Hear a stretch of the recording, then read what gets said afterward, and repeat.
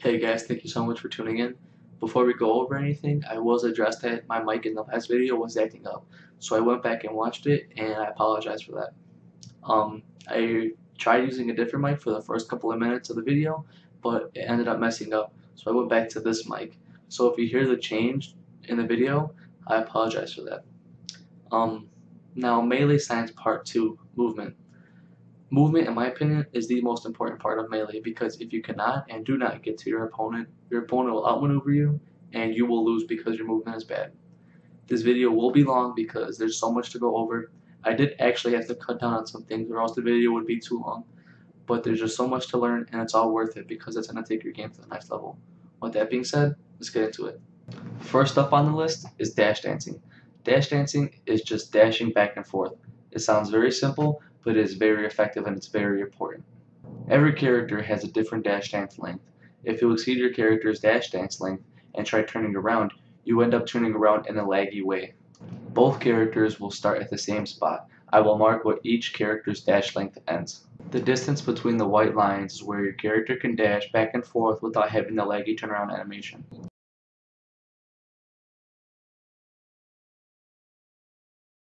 You don't have to go the full length every time. Characters with longer dash dances, such as Falcon, have the freedom to mix up the lengths of how far they go.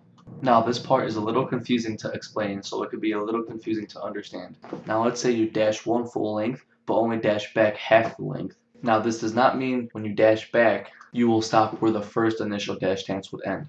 Your dash dance is now refreshed in a sense where you could dash the full length now from where you are currently standing. Here's an example of what I mean.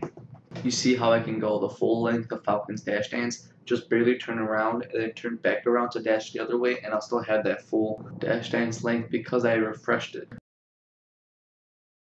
I hope that wasn't too confusing to understand, but once you figure out your character's dash dance and you play with it, you'll understand what I mean. Now remember, every character is different, so learn your character's dash dance. Dash dancing is important because it keeps your opponent on their toes. By mixing up your dash dances, it makes you unpredictable and harder to hit. Practice dash dancing by trying to dash dance all over the stage without doing any laggy turnarounds. Next up is wave dashing. Wave dashing is making your character move in a sliding motion. Just like dash dancing, every character has a different wave dash length and the timing to execute a wave dash is different. Now, unlike dash dancing, there is no set distance to wave dash. By this I mean you can mix up the lengths you wave dash. I'll show you an example after I explain how to do a wave dash. For wave dashing, you have to learn how to air dodge at different angles. To do this, you have to jump, and after you jump, hit any trigger in the direction downwards or at a diagonal downwards angle. So that's basically all what a wave dash is, just a jump and an air dodge angled into the floor. Remember, every character has a different timing to execute a wave dash. For example, Fox has one of the fastest paced wave dashes in the game.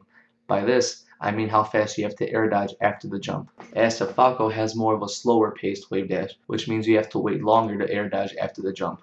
Once you get the rhythm of your character, you'll be wave dashing in no time. Wave dashing is important because it helps broaden your movement options.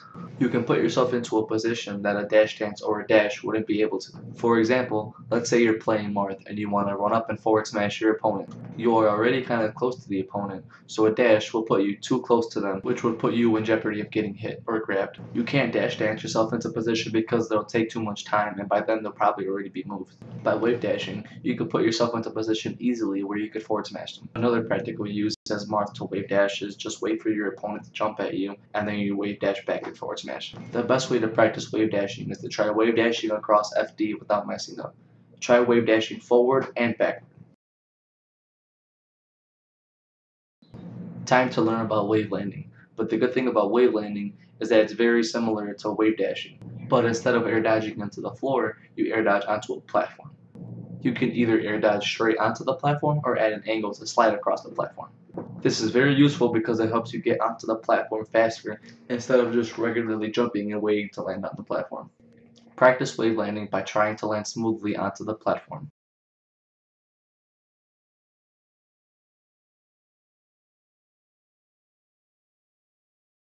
Now to learn how to shuffle, or short hop, aerial, fast fall, and L cancel. This is one of the most fundamental things to learn. This is one of the aspects where you have to grind and grind and grind and grind to learn it. It's hard to learn, but it's all muscle memory. Now the way I'm going to teach it, you will learn one thing and it will snowball effect into the next thing and into the next thing and so on. Okay, first off is short hop. Short hopping is exactly what it sounds like. It's just a short jump. Short hopping is done by quickly tapping and letting go of the jump button. This can be hard for newcomers because they are used to smacking down hard on the buttons. I use the X button to jump, and this is my method of short hopping. My buddy Conrad uses the Y button, and this is his method. Don't let it discourage you if you can't do it. Like I said, it's all muscle memory. Short hopping is essential because it lets you jump at your opponent's height that they're all to move without jumping over them. Practice short hopping first by standing in place and short hopping. Once you get that down, try running back and forth across FD short hopping without doing any full hops. And once you get that down, try running back and forth across FD short hopping and doing aerials. One thing I noticed is that people have a hard time learning how to do short hop nairs while in motion.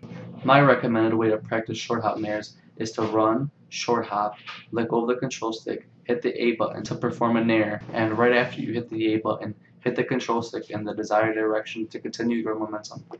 This sounds very intimidating at first, but after a couple hours of practice, your muscle memory would be developed and you'll get it every time. Now that was just the first part of shuffle. Next is the fast fall. At the peak of either a double jump, full jump, or short hop, you can hit down on the control stick to fast fall. For now, let's focus on the short hop fast fall. To do this, just short hop and at the peak of your jump, hit down on the control stick. Every character has a different height after a short hop, so the timing to fast fall is different for every character. Fast fall is important because let's say you do a short hop aerial and you hit someone. You don't want to wait for your character to slow fall to hit the ground. You want to be able to hit and move right away so you can follow up on combos. Or, if you miss your attack, you want to be able to get away before they can hit you. Now to practice this, just start off by standing in place, short hopping, and trying to fast fall. Once you get that down, try running back and forth across FD short hopping and fast falling without doing any full hops or missing a fast fall. And once you get that down, try running back and forth across FD, short hopping, doing aerials, and fast falling. Just a side note, you don't have to wait until after your aerial to fast fall. You can fast fall before or after an aerial. So you learned how to short hop, aerial, and fast fall, but there's still something missing. That missing ingredient is L canceling. The L standing for lag, so lag canceling. Now lag in Melee refers to how long you have to wait before being able to perform an action. Just as an example, Marth's down air has a really long animation to it which makes it impossible to do a move until after the animation is over. So we would consider this move a laggy move.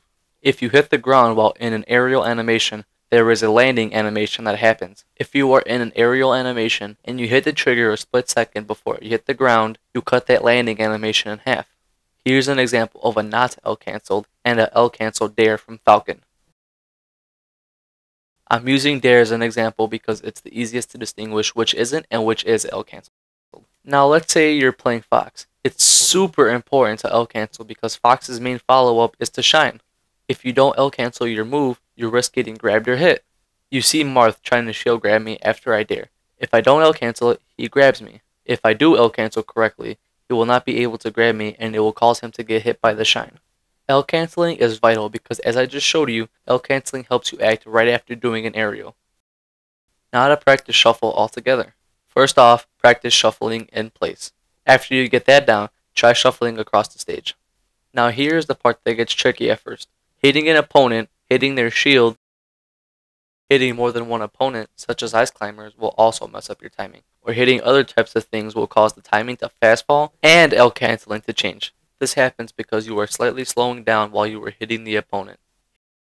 One last thing that most people don't know is that if Sheik's needles are on the floor and you shuffle on them, the needles actually mess up your timing too.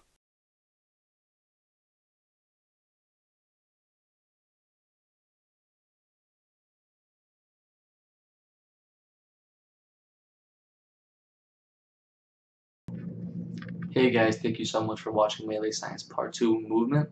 It was a long episode, it was kind of fast paced. I hope you guys kept up with it. I hope you guys learned a lot because everything I taught you is very, very important. And you have to practice it and practice it and practice it until you can get it 99 times out of 100. Thank you guys for watching so much. If I improved on anything from the last video, please let me know. If I need to improve on something still, please let me know also. I'm not sure what the next episode's going to be about. I have a couple ideas, but I'm not sure which one I want to pick yet. So stay tuned for the next episode. Thanks.